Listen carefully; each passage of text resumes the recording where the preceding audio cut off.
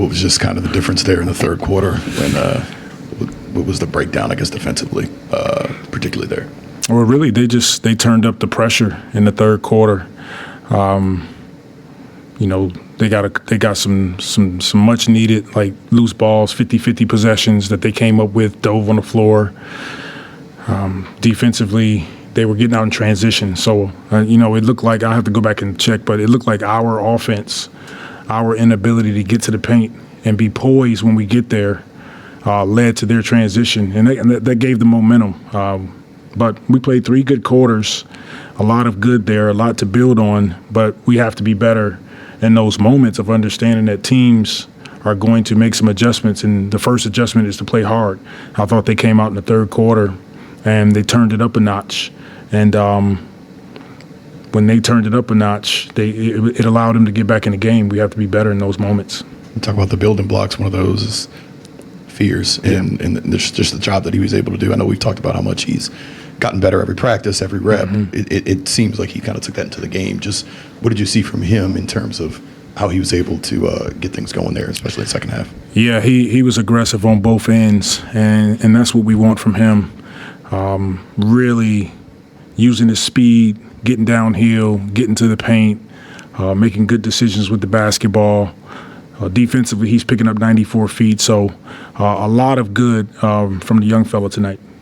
Well, I know it's just one game, but what did you kind of learn about your team tonight, if anything?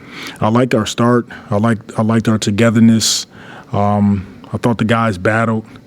We have to understand it's a 48-minute game. We did a great job of building a lead, and then we kind of came unraveled in the third quarter.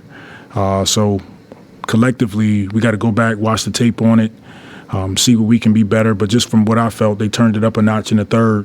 We did a great job of climbing back into the game, taking the lead, but then, just hard for us to sustain it down the stretch. What were your thoughts about Jordan Poole, especially his start to the game tonight? He was great.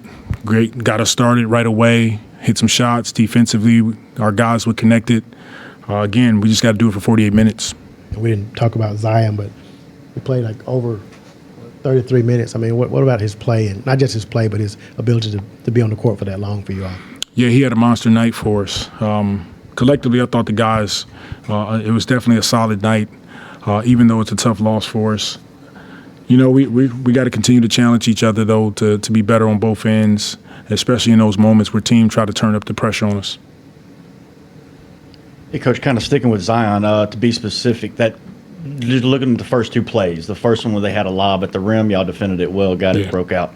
Come back the second one, it was Zion ran out, kind of doubled the ball out of Ja's hands and then took Ja as the defensive, responsibility there.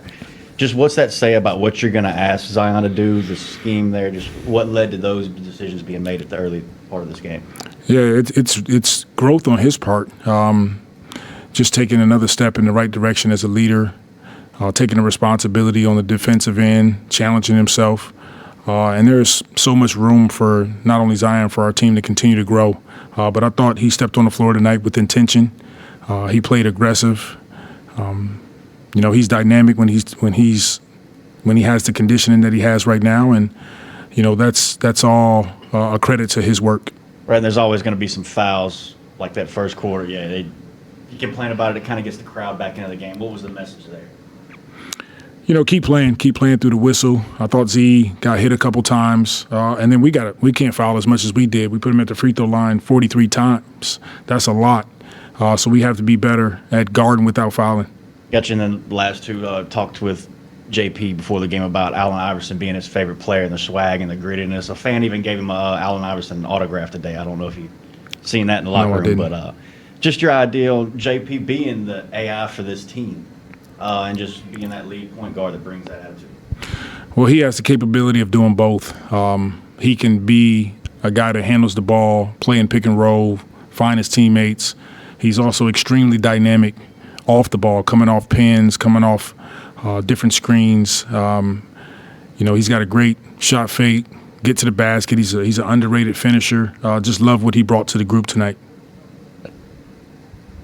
Hey, Will, we've kind of talked about the depth of this team. What did you kind of see in that department tonight? A lot of guys contributed. Yeah, a lot of guys. that's something that we want to continue to explore. Having the depth, having the ability to go 10, 11 deep. We saw a glimpse of it tonight. I like what I saw from our second unit. Even Queen getting the game, adding some toughness, some rebounding for us, and we're going to continue to get better. And that's the beauty in our team. That's what I'm encouraged about. We'll go back, watch the tape, have a practice tomorrow, but a lot of room for growth with our group. Last one in the hallway after the game, seen Misi actually needed help getting back to the locker room. Any update on that? Nothing? No update yet. Gotcha. Thanks. Yep, thanks.